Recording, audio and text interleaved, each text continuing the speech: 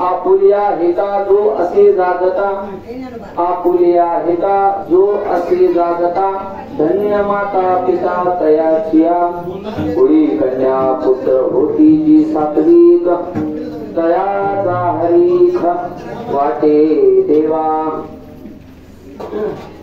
गीता भागवत करीती श्रवण गीता भागवत करीती श्रवण अखंड चिंतन विठोबाची कुळी कन्या पुत्र होती जी सात्विक तयाचा हरीख वाटे देवा तुका म्हणे मज घडो त्यांची सेवा तुका म्हणे मज घडो त्यांची सेवा तरी माझ्या दैवा पार नाही कुळी कन्या पुत्र होती जी सात्विक तयाचा हरीख वाटे देवा सत्यम ज्ञानमनंतम नित्यमनाकारं परमाकारं नामा गोत्तं काञ्चनलिङ्गनरूपपदायातं परमायातं नानाकल्पितनानाकारमनाकारं भुवनाकारं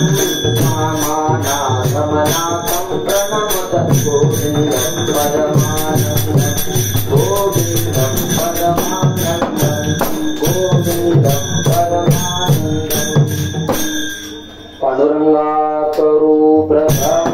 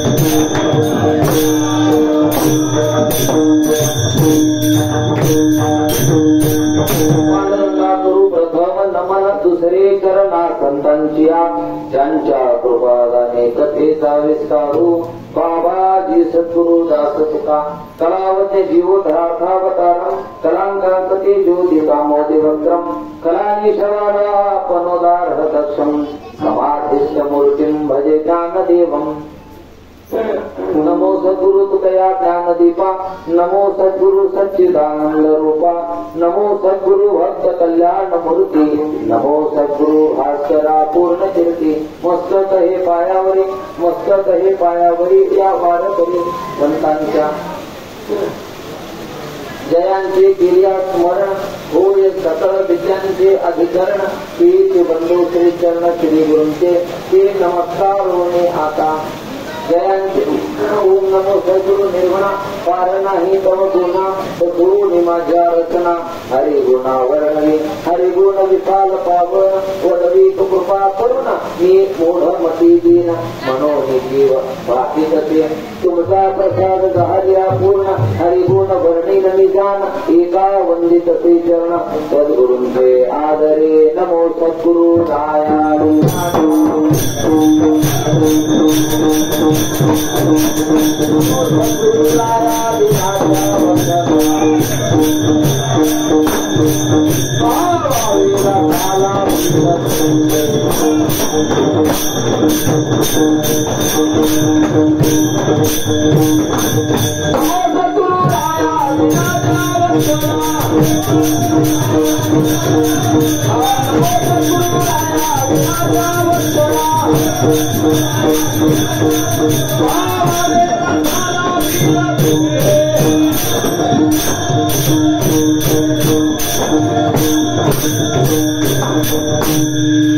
सद्गुरु राया देनाच्या वस्त्राला पावा वेदासाला भेद तुझे पतित पावन दासा श्रीरक्षण सर्वकाळ आपुलिया हिता जो अति जागता आपुलिया हिता जो अति जागता धन्य माता पिता तयाचिया पुढी कन्या पुत्र होती जी सात्विक तयाचा हरी खवते देवा. पहा आता विघ्न तर आणलं होतं भगवंतांनी, पण निवारण पण भगवंतांनीच केलंय. बरोबर आहे. आपण दरवाजाच्या बाहेर होतो, पण भगवंताला आपली सेवा इतकी प्रिय वाटली. भगवंत म्हणजे पाऊस येतोय, गडगडाट होतोय, काही ऐकू येत नाही, जवळ या. हा, आणि आपल्याला समोर जवळ घेऊन भगवंत आपली अतिशय प्रेमपूर्वक सेवा ऐकत आहेत. आपलं भाग्य आहे. हे विघ्न येतच असतात. हा जरी हे आकाशवर पडो पाही ब्रह्मगोळ भंगा जाय, हा वडवान त्रिभुवन खाये तरी मी तुझाची जावी ढोपा. कोणाकडे मी तुझीच वाटत पाहे जावी ढोपा. संतांनी फार मोठं धैर्य उडाशी बाळगून साधना केली आहे. संतांना माहिती आहे साधनेमध्ये फार अडथळे येतात, अनेक संकट येतात, पण भगवंताच्या प्राप्तीला निघाल्यानंतर भक्तीच्या वाटेवर निघाला असता त्याचं निवारण सुद्धा तो परमात्माच करतो. अशी भक्तांची घरी का म्हटलं सांगता करी किंवा निर्वाणी गोविंद असे मागे पुढे काही साकडे पडून गेले. तर निश्चित भगवान परमात्मा आपण साधनेला लागल्यानंतर भक्तीला लागल्यानंतर जर आपल्या भक्तीत अडथळा येण्यासारखं कुठलं घडलंच कदाचित संकट आलं तर ते सुद्धा तो परमात्मा निवारण करतो.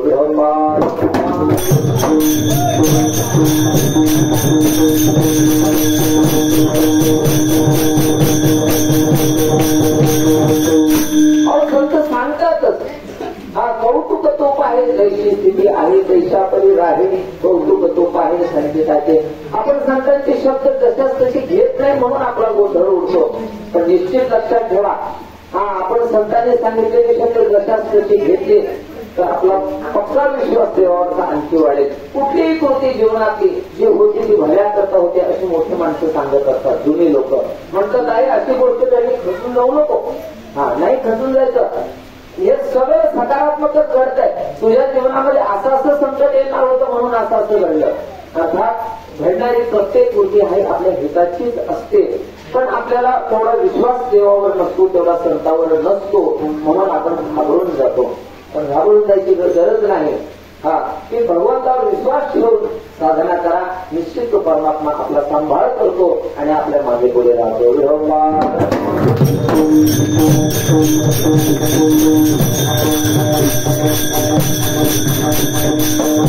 संतांनी विश्वास ठेवला देवावर, संत साधनेला लागले आणि त्यांना परमात्मा प्राप्त झाला.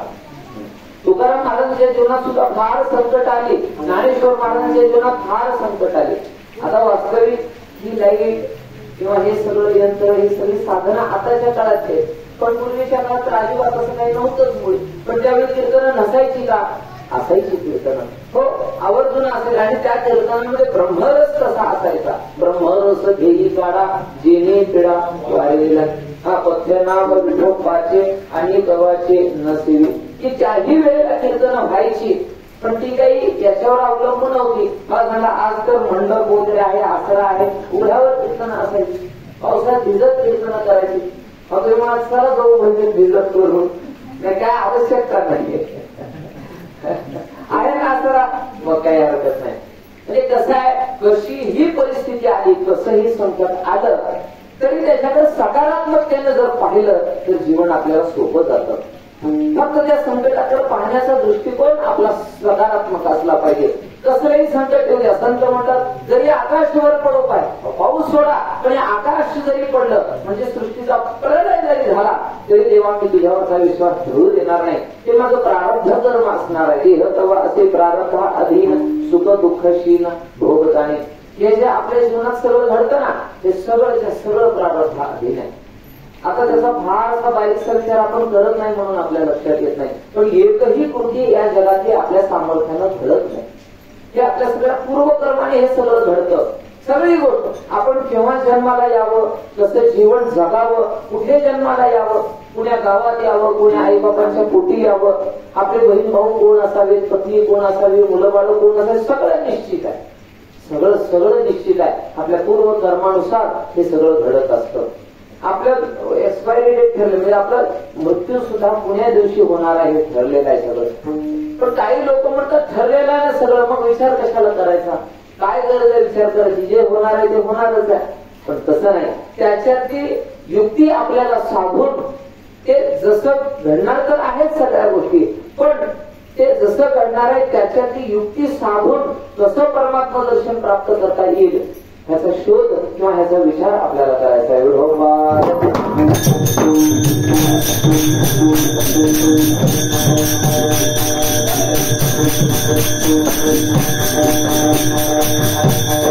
फक्त त्या आलेल्या संकटाला पाठीमुळे न करता म्हणजे मागे न फिरता ते संकट झेलून ते सहन करून तसंच धैर्यानं आपण पुढे गेलो की मग आपल्याला ते उद्दिष्ट साध्य होतं. प्रपंचात सुद्धा असंच आहे. आपल्याला आपण कुठलीही गोष्ट करायला गेलो की त्याच्यामध्ये सुद्धा अडथळे भरपूर येतात, पण आपण ते अडथळे पार करत करत करत करत पुढे जातो, मग आपल्याला यश मिळतं. निश्चयाची फळ तुका म्हणे श्रीची फळ. आपण निश्चय केला आणि सातत्य ठेवलं साधने की तो परमात्मा आपल्याला प्राप्त होतो.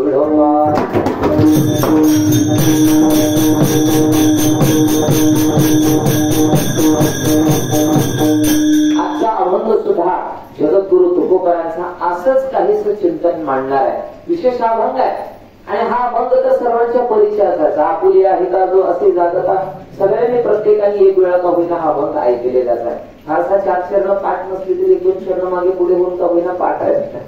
हा पाठ असलेला सर्वांच्या पाठातला अभंग आहे. बहुधा सर्वांनी ऐकलेला अभंग फार सूक्ष्म चिंतन आहे. पहा, जगद्गुरु तुकाराम महाराज म्हणतात जो आपल्या ठिकाणी हिताच्या ठिकाणी जो जागा आहे जो आपल्या आत्मानात्म विचार करतो, जो परमात्मा प्राप्तीचा विचार करतो, आपल्या जीवनाचा विचार करतो, योग्य काय अयोग्य काय ह्याचा विचार करतो, सगळा दुराचार सोडून परमार्थाकडे वळतो, गाथा वाचतो, ज्ञानेश्वरी वाचतो, माळ गळ्यामध्ये घालतो, पंढरीची वारी करतो, अन्नदान करतो, अर्थात नास्तिकता सोडून आस्तिकतेकडे येतो, परमात्म्याकडे वळतो, तो धन्य तर आहेच आहे. पण तुकाराम महाराज म्हणतात असं जे कोणी करणारा आहे आणि त्याला धन्यता देण्याऐवजी त्याच्या आई बापाला धन्यता देऊ.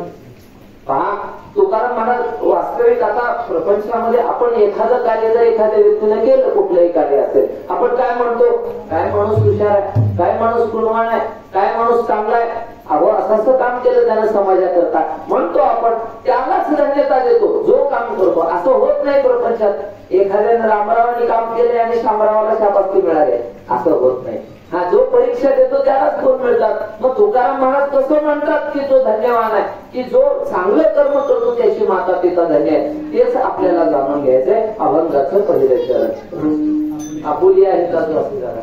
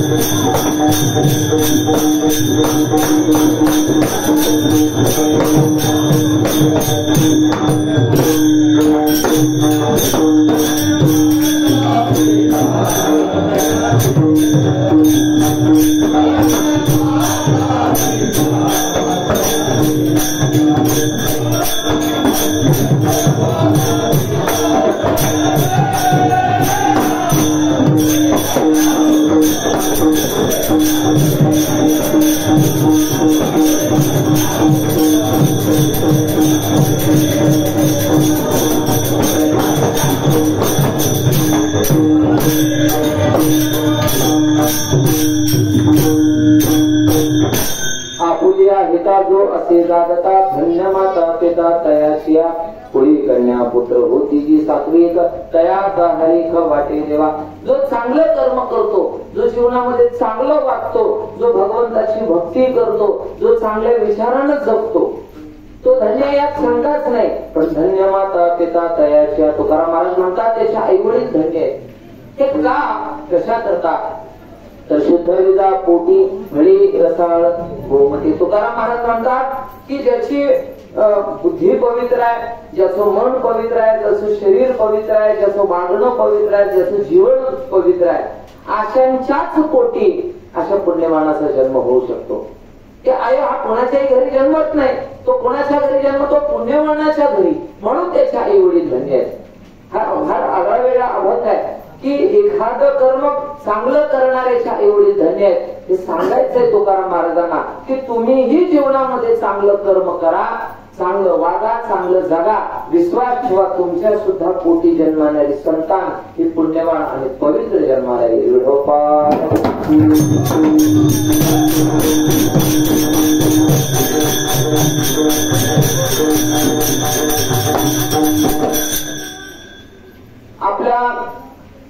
आपल्या जन्मामध्ये, आपल्या जीवनामध्ये एक आपल्याला हे प्राप्त झालेले साधन थोडस ओघाओघाने तो विषय संबंधित विषय तुम्हाला सांगतो.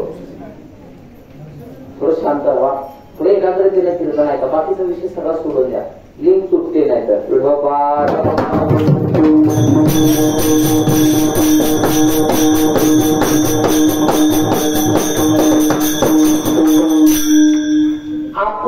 आपल्या जीवनामध्ये आपल्याला काय प्राप्त करायचंय ह्याचा सर्वस्वी अधिकार ह्याचा हा आपल्या जीवनात आहे. तुम्ही जसं कर्म कराल तसंच तुम्हाला फल प्राप्त होतं. तुमच्या कर्मामध्ये एवढी ताकद आहे, तुमच्या कर्मामध्ये एवढं सामर्थ्य आहे की तुम्ही जसं कर्म कराल तसंच ईश्वराला देखील फल द्यावं लागतं. आपल्या जन्मामध्ये कधी सुख येतं, कधी दुःख येतं. हे काय येतं?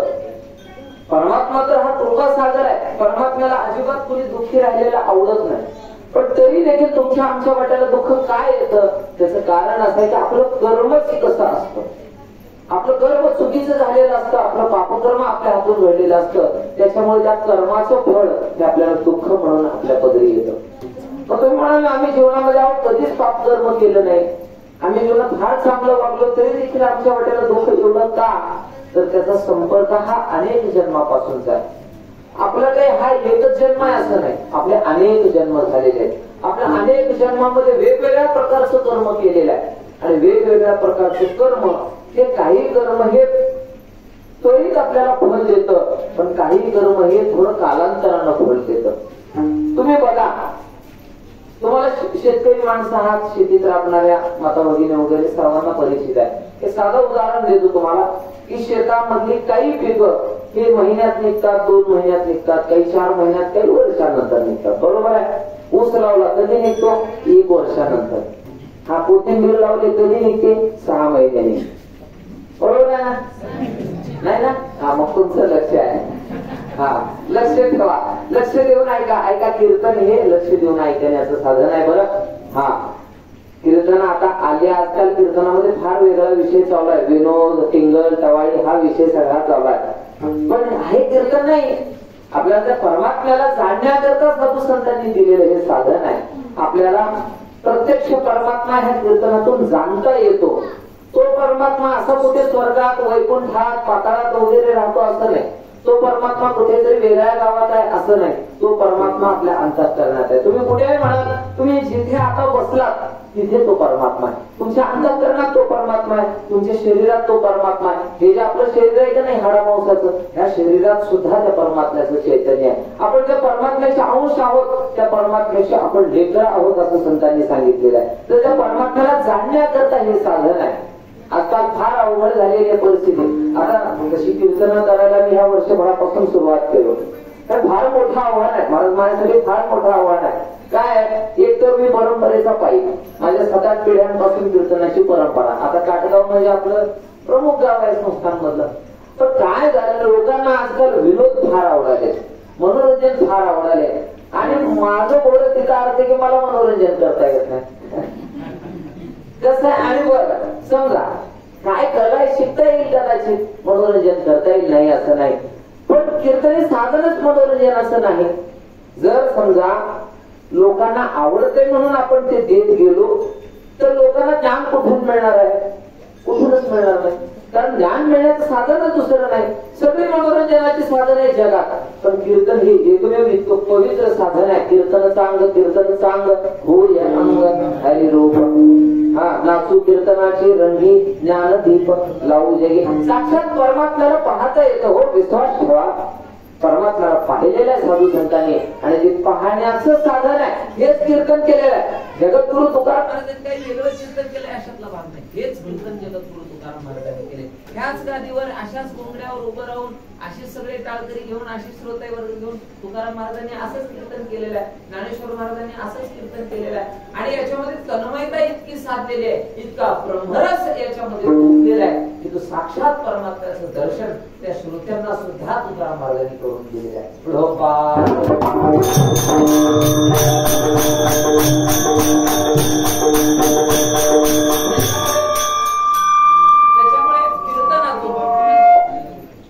जितके श्रोते असाल, मला कीर्तनाला गर्दी भरपूर वाढवता येईल कदाचित. करमणुकीची थोडे साधनं त्याच्यात आणून, वेगवेगळी साधनं आणून, वेगवेगळे हावभाव तयार करून, वातावरण निर्मिती करून, स्वरात खालच्या पट्टीत, वरच्या पट्टीत, मधल्या पट्टीत बोलून तसं आपल्याला वातावरण तयार करता येईल. पण काय होईल याच्यानं?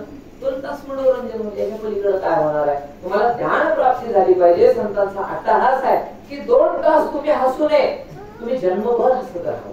जन्मभर तुमच्या जीवनामध्ये आनंद तरळत राहावा. तुमच्या चेहऱ्यावर, तुमच्या जीवनात, तुमच्या मनात तुम्हाला इतकं समाधान प्राप्त व्हावं की अहो जगभरातली माणसं इथे यावीत आपल्याला पाहण्याकरता.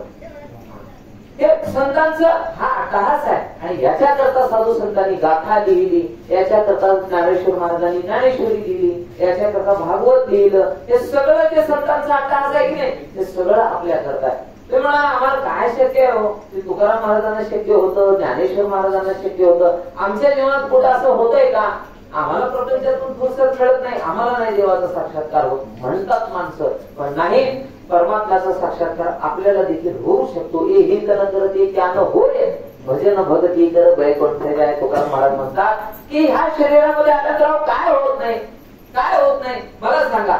ह्या जगातल्या सगळ्या गोष्टी कोणी निर्माण केलेल्या आहेत? सगळ्या मानवाने निर्माण केलेल्या आहेत. म्हणजे मानवानेच ह्या सगळ्या जगाचा विकास केलेला आहे. मोठमोठ्या कंपन्या आहेत, मोठमोठे डॅम आहेत, काय काय बऱ्याचशा गोष्टी आहेत ज्या कल्पनातीत आहेत. ते कोणी बनवल्या? प्राण्यांनी नाही, ते माणसानेच बनवलेल्या. माणसाच्या बुद्धीतून, कौशल्यातून ते सगळ्या गोष्टी प्रगट झालेल्या आहेत. विश्वास ठेवा, कदाचित तुमचं शिक्षण नसेल, पण तुम्ही साधे सुधे आहात, ज्या प्रपंचात राहतात तिथून सुद्धा त्या परमात्म्याला प्राप्त करता येऊ शकतं.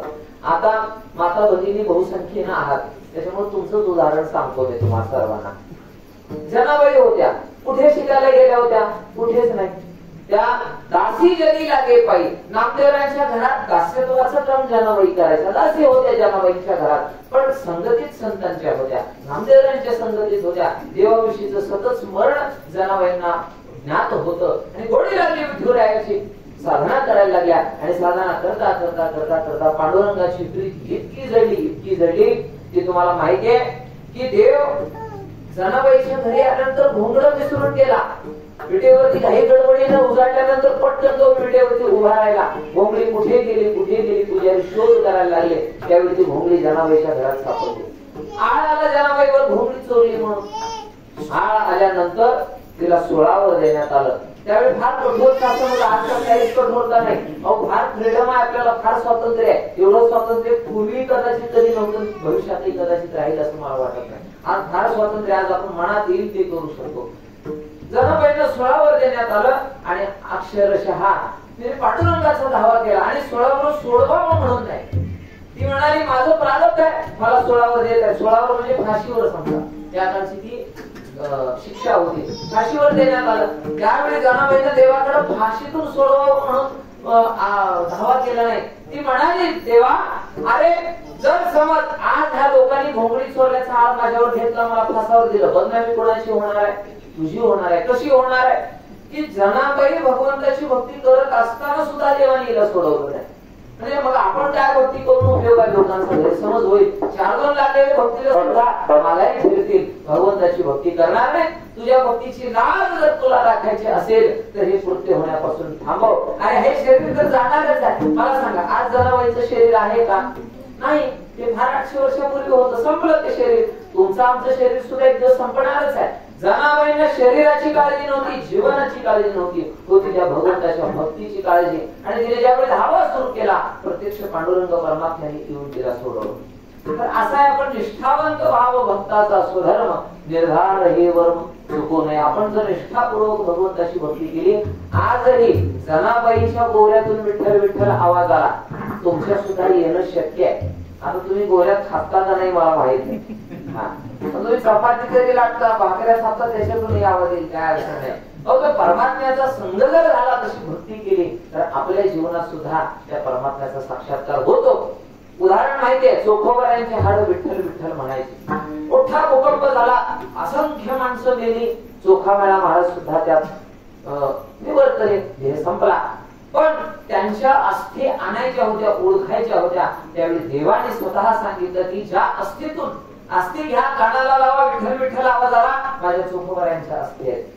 ती खूण आहे, अर्थात साधनेनं ते शक्य आहे. ते चोखामेळा महाराजांना शक्य झालं असं नाही, ते आपल्याला सुद्धा शक्य आहे. पाठ किती आहे? चोखामेळा महाराज थोडस आता जात पात ह्या सगळ्या गोष्टी आपणच केलेल्या आहेत मानवाने, पण तरी आपल्या जरी अँगलनं पाहिलं, आपल्या दृष्टिकोनातून तरी सुद्धा सगळ्या जाती धर्मात संत झालेले आहेत. चोखामेळा महाराज आपल्या हरिजन जातीत झालेले जन्माला आले. आजकाल जातीवर बोलणं सुद्धा प्रचंड कठीण आहे, पण माझा भाव सरळ आहे, त्याच्यामुळे मला भीती नाही कोणाची.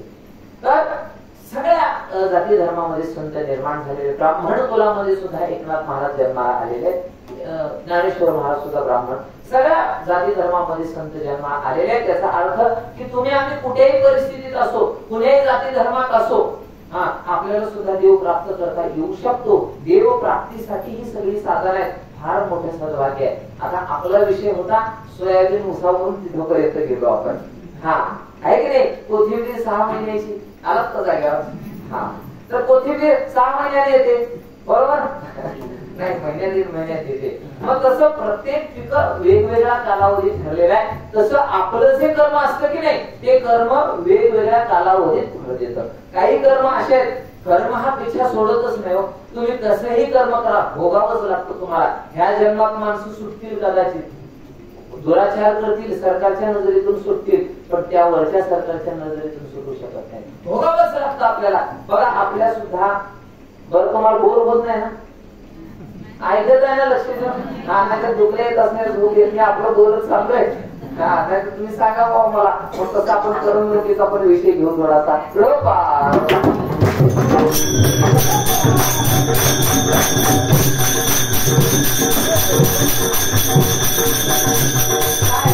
मला संतांचा संदेश तुमच्यापर्यंत पोहोचवायचा आहे, ते सांगणं योग्य आहे. आपलं परंपरेचं कीर्तन आहे, आपण नियमात राहून कीर्तन केलं पाहिजे. जेव्हा कुणीही जरी ओघात वाहत असलं, आपण वाहता कामा नाही. मग आपल्या सद्गुरू शिवरामांचं तो काय राहिलं मग, जर आपण या सगळ्या ओघात वाहत गेलो?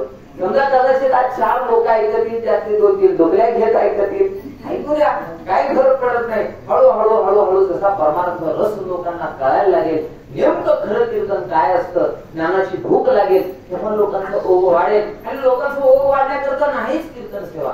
जे 4 लोक ही सारासार विचार करायला तयार आहेत, माझ्या जीवनातला मुद्दा कसा सुटेल, मला ईश्वर प्राप्ती कशी होईल, किंवा समजा ईश्वर प्राप्ती वगैरे सगळ्या दूरच्या गोष्टी, पण आपल्या जीवनातलं सगळं दुःख संपून सुखप्राप्ती कशी होईल ह्याचा विचार जे लोक करतायत त्यांच्याकरता ही कीर्तनाचं साधन आहे.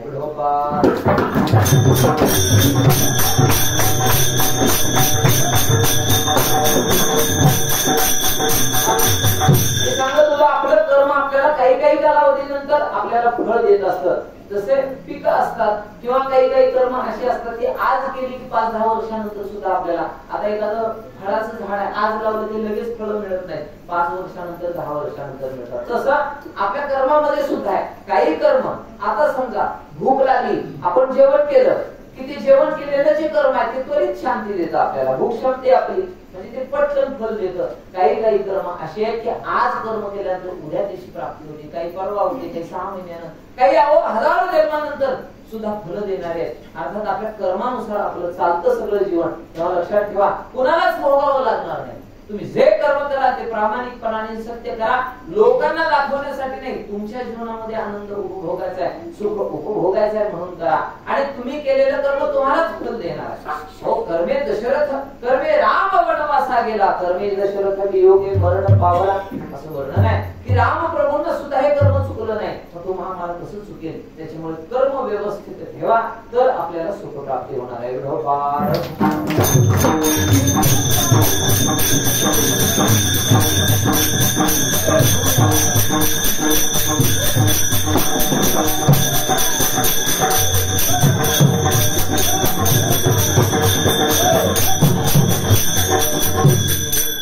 आणि हे कर्मातलं कौशल्य जाणण्याकरता हा सगळा परमार्थ आहे. कीर्तन असेल, गाथा वाचन असेल, ज्ञानेश्वरी वाचन असेल, भगवंताची पूजा अर्चा करणं असेल, सगळ्याच्या सगळं आपल्या हिताकरता आहे. भगवंताची भक्ती करायची आपल्या स्वतःच्या हिताकरता, अजिबात लोकांना दाखवण्याकरता नाही. मनोमय पूजा हेची पडी ये केशी राजा, देवाला काय आवडतं, मनोमन केलेली पूजा आवडते. याच्या व्यतिरिक्त देवाला ढोंगी भक्तीचा अजिबात आवडत नाही. हार करायला देवाला ढोंगी भक्तीचा अजिबात ढोंगी भक्ती देवाला आवडत नाही. त्याच्यामुळे जे करायचंय ते प्रामाणिकपणानं आणि स्वतःच्या हिताकरता करावे.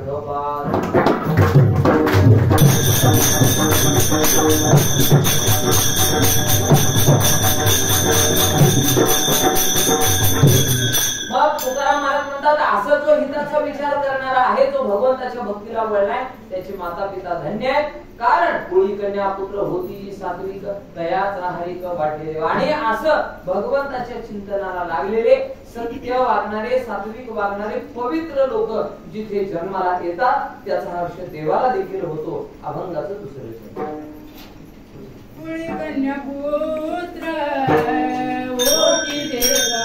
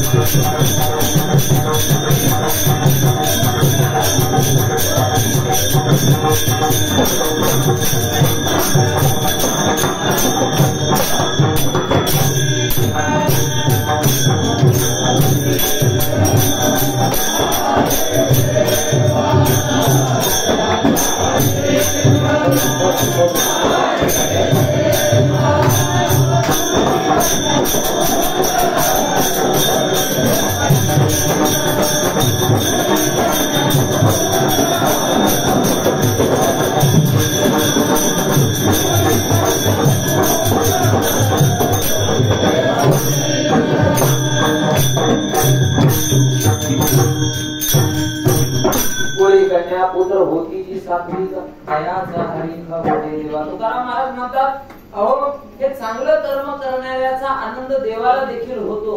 असं नाही की त्याच्या जीवनात चांगलं कर्म केलं त्याला तर चांगलं फळ मिळणारच आहे, पण देव सुद्धा आनंदित होतो त्या कृतीने. देव सुद्धा म्हणतो अरे चांगल्या कृतीसाठी जन्माला घातलं, हा आनंद आहे. हा व्यक्ती मी ज्याच्याकरता निर्माण केलं ती गोष्ट ही त्याच्या जीवनात करतोय. अर्थात त्या जन्मदात्या भगवंताला सुद्धा त्याचा हर्ष वाटतो. काय म्हणतात तुकाराम महाराजांची गीता भागवत करीती श्रवण अखंड चिंतन विढोकाचे.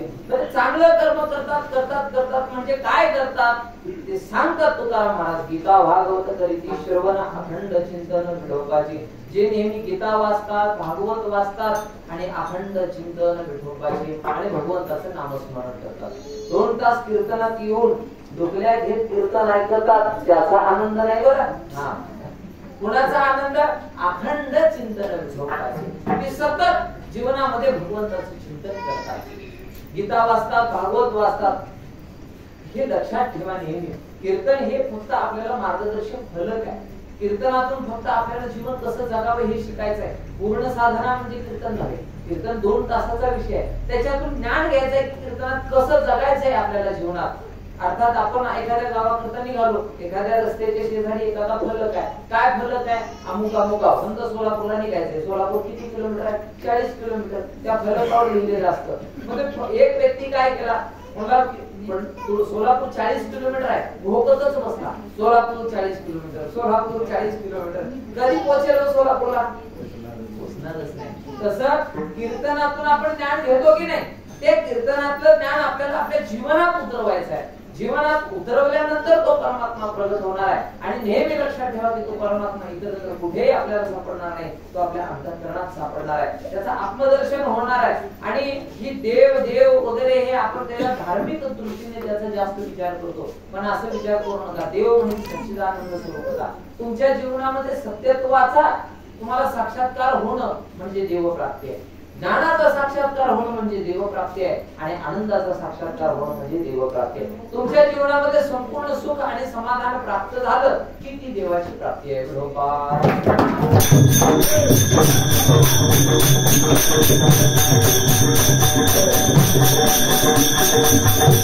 काय होते कीर्तन? तर आता हा कीर्तनाचा तर विषय तुम्हाला सांगितलेला की कीर्तन फार वेगळ्या दिशेने वाहत चालले, पण ह्या कीर्तनातून सुद्धा ते ज्ञान प्राप्त होत नाही. का देव दूर दूर होत चाललाय? का हा विषय कंटाळवाणा वाटतोय? का देवप्राप्तीची गरज वाटत नाही? वास्तविक आपण जीवनामध्ये इतकं शांत आणि समाधान पाहिजे की आपल्याला देवप्राप्तीचा विचार करता आला पाहिजे. पूर्वीचं जीवन फार निवांत होतं, आजकाल निवांत जीवन नाही. अहो देवप्राप्ती गरजच नाही कुणाला. काय ते देवाचं नाव सुद्धा काढू नका, काय गरजच नाही देवाची. आता काय मिळतंय ते सांगा, आज काय मिळतंय ते सांगा. पण आपल्या साधू संतांनी आपल्याला ते ज्ञान दिलेलं आहे की जे आता क्षणिक सुख समाधान देईल असं नाही.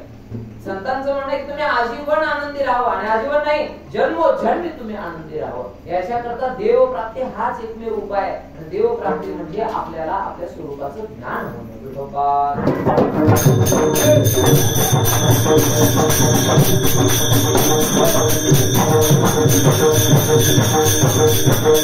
आनंददायी साधन आणि आपलं भाग्य आहे. आता काय असतं, समजा एखादी गोष्ट आपल्या जवळ आहे, ते म्हणतात की नाही घर की मुलगी दाल बराबर, किंवा म्हणतात आम्ही ऐकले म्हणत मला समजण्याकरता मी सांगितली की म्हणतात की काय ते आता त्यांनाच माहिती की कसं असतं. पण म्हणजे हिऱ्याची पार कोणाला असते? हिऱ्याच्या व्यापाऱ्याला किंवा हिऱ्याच्या जाणकाराला. तसं हे कीर्तनाचं किती मोठं महात्म्य आहे, ते कीर्तन किती श्रेष्ठ साधन आहे ते अनुभव घेतलेला संतांनाच कळतो. आणि त्यांनी जाणलेलं आहे. त्यांचं म्हणणं आहे की अहो हे फार हिऱ्यासारखं साधन आहे, ते तुम्ही गारगोटी समजून ह्याला निकृष्ट समजून तुम्ही पाहता, पण फार श्रेष्ठ साधन आहे. तुकाराम महाराज म्हणतात हा या विठोराने दर्शन दिलं ना त्या कीर्तनाच्या साधनेतूनच दिलं. ज्ञानोबांना 16व्या वर्षी ज्ञानेश्वरी लिहिण्याचं सामर्थ्य त्या कीर्तनाने प्राप्त झालं. 22व्या वर्षी समाधी घेतली. कशाने सामर्थ्य प्राप्त झालं? त्या कीर्तन साधनेनं, देवाच्या नामस्मरणानं, गीता भागवताचं चिंतन करण्यानं. म्हणून तुकोबाराय सुद्धा म्हणतात की हे जे चिंतन करतात ते देवाला प्रिय लाभताचं तिसरं चरण गीता भागवत.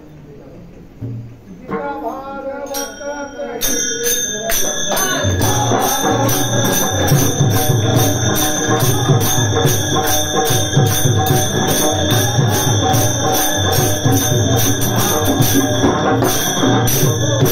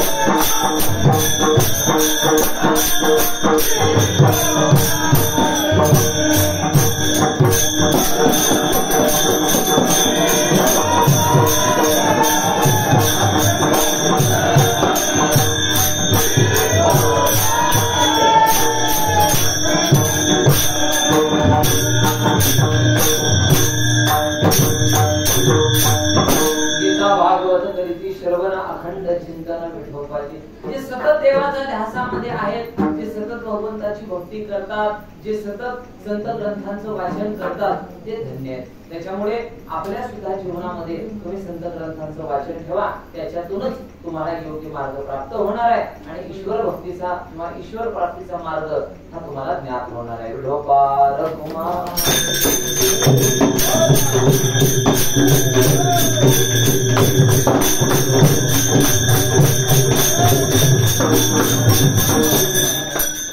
तीन चरणाचं चिंतन झालेलं आहे. आता आपण मधलं भजन घेऊ, वेळ होत आलेली आहे मधल्या भजनाची. हा म्हणजे थोडासा थकवा जाईल सगळ्यांचा, आळस जाईल, काय झोपलेली जागे होती, ह्याच्या झोपल्या थांबतील, आहे ना आपल्याजवळ पर्याय, आपल्या पर्यंत तर हे झोपेनं स्वाभाविक आहे. अनोळखी शब्द असतात, समजायचे शब्द असतात आणि ते हा ही 400 वर्षापूर्वीची 800 वर्षापूर्वीची भाषा आहे, त्याच्यामुळे समजायला पण थोडस कठीण जातं. पण तुम्ही हे समजून घ्या, ऐकून घ्या.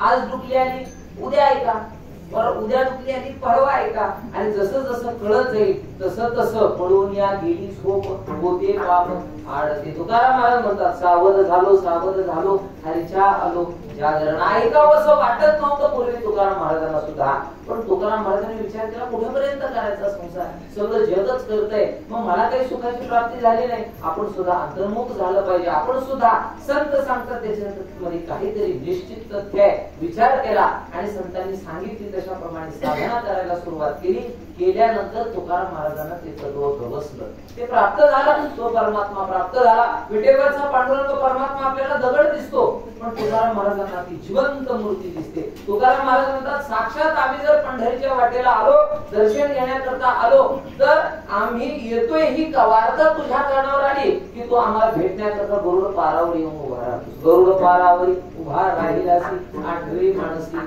ती शिरो. अहो फार ओढ होती तुकाराम महाराजांना. तुकाराम महाराजांचं झुरवणी पांजरा होऊ पाहे आता ही पंढरीनाथा भेटावया. आपल्या जीवनामध्ये एखादी पिढी होती, आपल्याला किती भेटावीशी वाटते, तसं तुकाराम महाराजांनी इतकी ओढ परमात्म्याची लागली होती. तुकाराम महाराज म्हणतात रे झुरून शरीराचा पांढरा झाला. हा पण हा सगळं संपत आहे, आता मरण प्राय वेदना होत आहेत. हा जीवना वेगळी मासुळी तैसा तुका गळमळी. फार किती श्रेष्ठ शब्द आहेत बघा. तुकाराम महाराज म्हणतात पाण्यातून एखादी मासुळी बाहेर काढली टाकली जशी तडफडते तसा तुझ्या भेटी वाचून माझा जीव तडफडतोय. किती ओढ असेल त्यांना परमात्म्याच्या प्राप्तीची. मग आपल्याला जर तितकी ओढ लागली तर तो परमात्मा विटेवरचा खाली येतो आणि आलिंगन देतो. अर्थात तशी आपली भक्ती झाली पाहिजे. ती भक्ती होण्याकरता साधू संतांनी आपल्याला साधन दिलेलं आहे. आपण प्रामाणिकपणे आणि निश्चित तितक्याच पवित्र हेतूने आपण साधना करूया. जरी आता नाही जमली हळूहळू घडेल. अभ्यासाची सांग कार्य सिद्धी. तुकाराम महाराज म्हणतात एकाएकी देव प्राप्त होत नाही, एकाएकी देव गोड पण वाटत नाही. हळूहळू जसं जसं देवाचं आख्यान ऐकत जातो, जसं जसं देवाचं सामर्थ्य ऐकत जातो, तसं तसं देवाच्या भेटीची ओढ निर्माण होते. असं आहे. त्याच्यामुळे आपण प्रयत्न करत राहू, प्रामाणिकपणे देवाची भक्ती करत राहू आणि आपलं भाग्य आहे की अशा आदर्श आणि श्रेष्ठ परंपरा आपल्याला लाभते. आपल्या सद्गुरुनाथ असं नाही की कुठला तरी दगडाचा देव केला बसवला आणि त्याची परंपरा चालू आहे. साक्षात देवाला प्रत्यक्ष पाहणारे ज्ञानोपरायांसारखी जिवंत समाधी ज्यांची आहे अशी सद्गुरुनाथ श्री संत सद्गुरु शिवराम बुवा वयाच्या 108व्या वर्षी ज्यांची समाधी आहे असे सद्गुरुनाथ आपल्याला लाभले. त्याचा उपयोग आपल्या जीवनात करून घेऊ, अंतर्मुख होऊ आपलं भाग्य आहे. आणि जर समजा आपण ह्या जन्मात नाही केलं काही बिघडत नाही, पण दुसरा जन्म तिसरा जन्म आणि मग परत पुन्हा जन्म मरण हे आपल्या पाठीमागे लागलेलं आहे. जरी आपल्याला त्याचं गांभीर्य नसलं तरी संतांनी आपल्याला सावध करण्याचा प्रयत्न केलेला आहे. कदाचित सावध होण्याचा प्रयत्न करू, अंतर्मुख होण्याचा प्रयत्न करू. मधलं भजन घेऊ तर तो बदली चाल.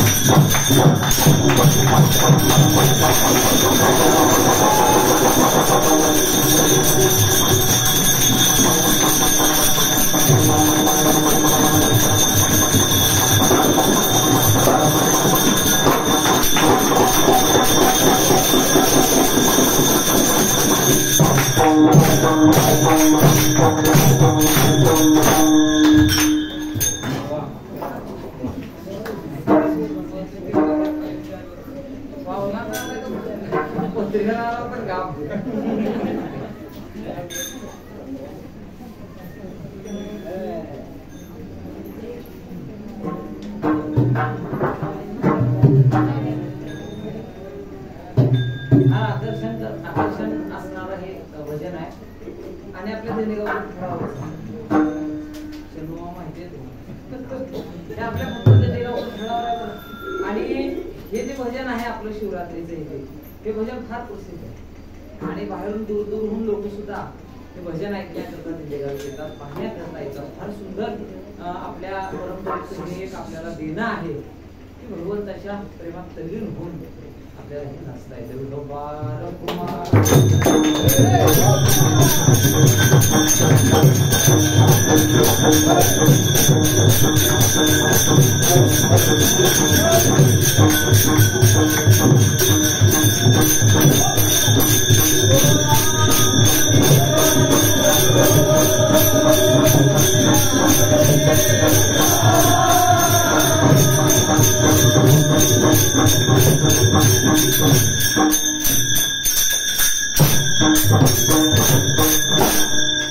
पुढे कन्या पुत्र होती सात्विक तयार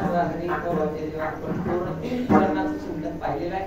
एका चरणाचं चिंतन असं आहे, जगद्गुरु तुकोबाराय म्हणतात की तुका म्हणे माझं घरो त्यांची सेवा तरी माझ्या देवा पार नाही. व्हिडिओ होते का तुकोबाराय? तुकाराम महाराज म्हणतात जे टाळ वाजवतात, मृदंग वाजवतात, भगवंताच्या भक्तीला लागतात त्यांची मला सेवा करावी. अधिकार कळतो म्हणून तुकाराम महाराज म्हणतात जाणीवणी व भगवंती नाही हरी उच्चारणी पाणी मोक्ष सुद्धा. तुमच्या जवळ जाणीव असो अथवा नसो तुम्हाला